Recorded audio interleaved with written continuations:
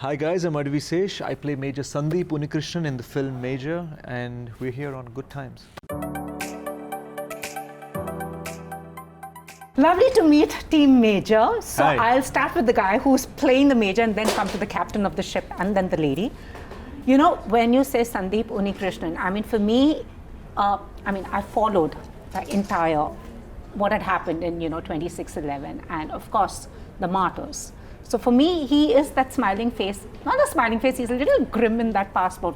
For me, he's a passport picture, You read up about him, but there's not much about him. So when they came to you, you are now presenting the man beyond that passport picture that so many of us relate to.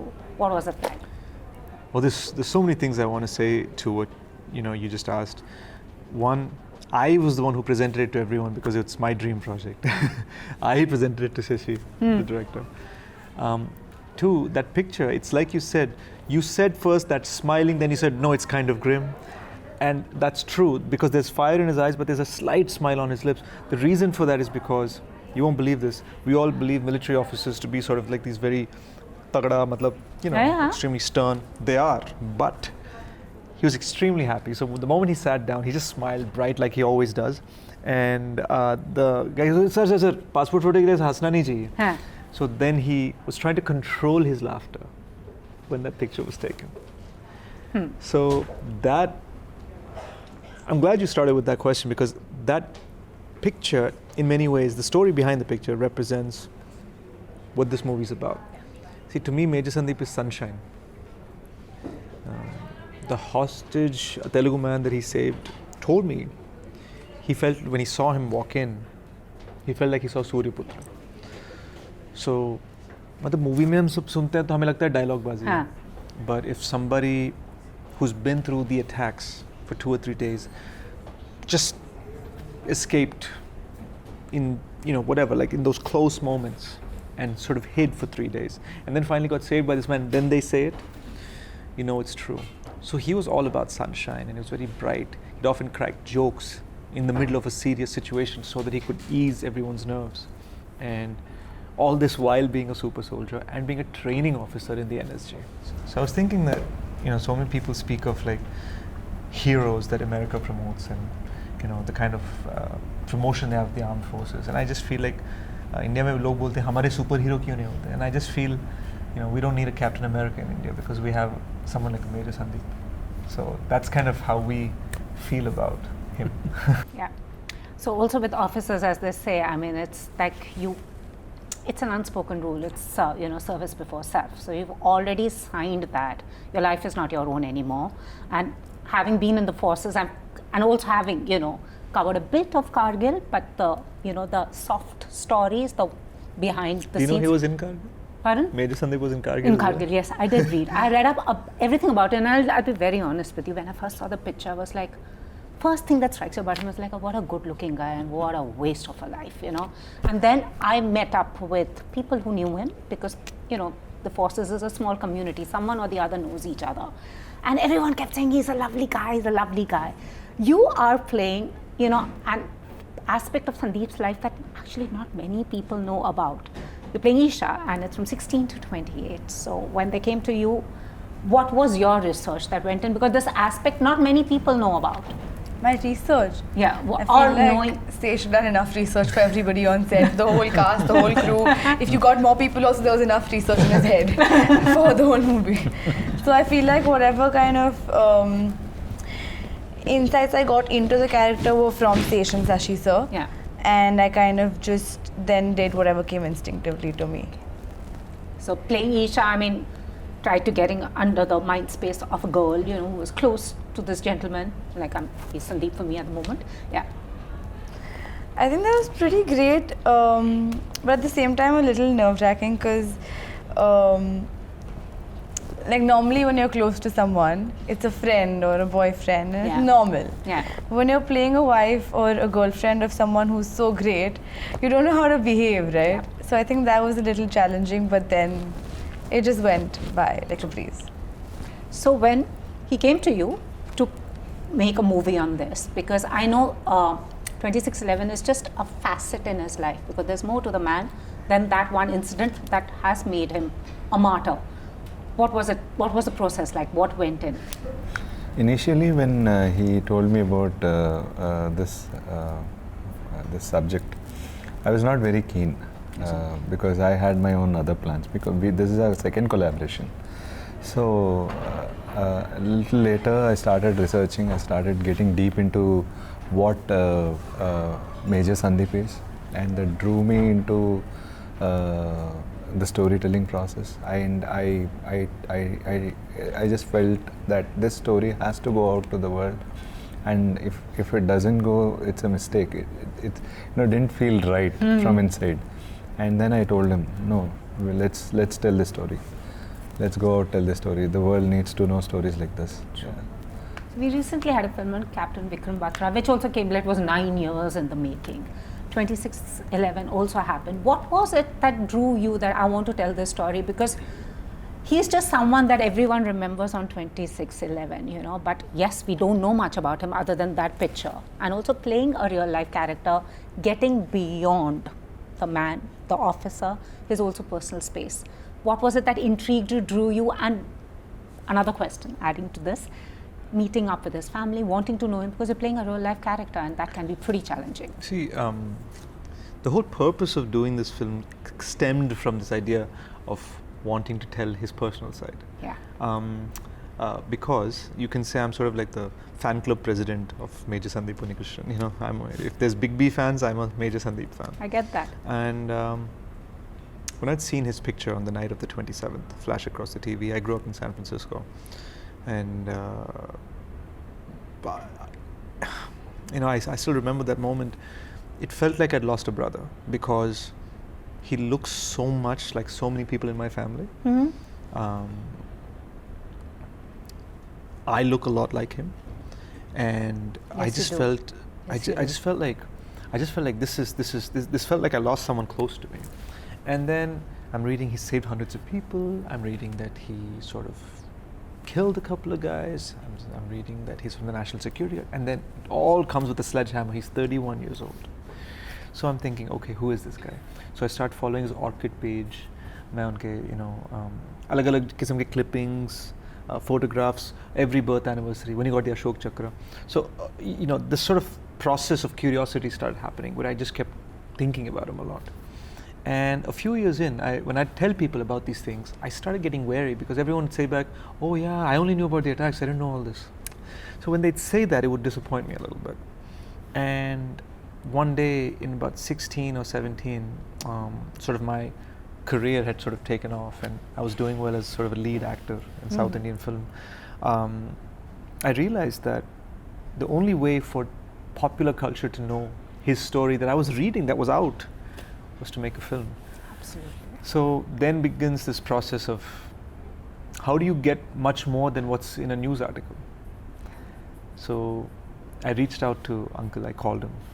And when I called him, the first thing he did is hang up. The second time I called him, he yelled at me and then he hung up again. So third time we had a girl in the team call. So he was like, Bedi, and he's trying to explain to her, and I snatched the phone, Uncle, please let me come see you and auntie. So we went to their house in Yelahanka.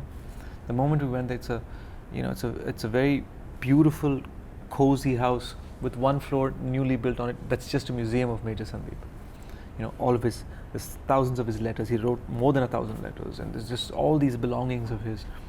And we started meeting. By then, Sashi wasn't even on the project. He was directing a different film. So we started meeting Uncle and Amma very frequently. I make 7 trips from Hyderabad to Bangalore. The 7th trip, I feel like we have a breakthrough. I feel like I'm starting to maybe earn a bigger respect in their eyes. And they say, Uncle says, I believe you'll make a movie on my son, 10%. I was shattered. I was like, 10%, yeah, 7 trips I've made. And then we get up, we say our goodbyes. I'm walking to the elevator when Auntie stands at the door and she says, Sandeep lag raha hai. Oh, And that's when we knew we had permission. awesome. So that's how it. Wow. Have they seen the film? They've seen a lot of scenes. The final polished copy only came in last night. Okay. We're showing it on the 31st tomorrow in a tribute event in Bangalore. Oh wow. Oh wow. So all 3 of you, when you all came on board, which was the most challenging aspects for each one of you in this film? What was your most challenging aspect? I think remaining sane on set. I'm kidding. But I can see you did major research. That must have been like a lark, yeah? I mean, that must have been easy. I mean, just listening to him. Yeah. Just the research, as you said. No. I'm being sane on set because I'm insane in real life. Like, I act like a crazy person. No, but I think for me, the most challenging part was to maintain that sensitivity because I've never done that in life. Like, I'm too young, I guess, to know what that's like. He's so 20 now, so. I was 20 a lifetime ago. I know. Beautiful face. Yeah, so I think that Absolutely. was the most challenging part for me. Yeah, and it could have been a lot, yeah. I mean, emotionally, like very tiring also because it's quite intense. I feel you. I feel I can just like kind of. I think maybe they Tap should in, just tap sign you out. up for something I like think lighter. Also, you know what's funny? There's light parts also. When we worked with her, we thought she'd come with a certain amount of.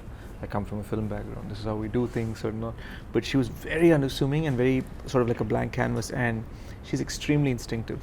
I've seen how she does it, and it takes me like 6 takes to really get the damn thing right, and she'll do it first take. We're like, oh, so she's very instinctive, and we thought it was really quite lovely how she pulled it off. Awesome. And also when, with Sandeep, there were any aspects of his personality that you didn't know that would have come up in the research since you spoke closely to the family and emulating that, getting that right. Everyone has a certain mannerism. Oh, yeah. They do certain things that is not visible to the rest. So what was that I mean, like? so many things we couldn't put in the film for obvious reasons. I'll tell you what, when you're trying to tell a story inspired by a real life character, usually it's a little too dry in real life, so you start adding some magic, some masala to spice it up. Major Sandeep's life is so cinematic that we had to cut out so many things. Like what? Tell us a bit about something quirks about him. Like He once carried a wounded soldier on his shoulder in freezing snow alone 12 to 16 hours. He was coming back from the IMA on the train. His friend had to go towards Assam. He was going to Bangalore. His friend says, I don't have any money. Sare paise de diye unko. 2 days he rides on the train. Doesn't take a food to eat or water to drink from anyone. Why? 1, because he wanted to help his friend. 2, because he's in the military. He's not going to ask anyone for anything. And this is not there in the movie.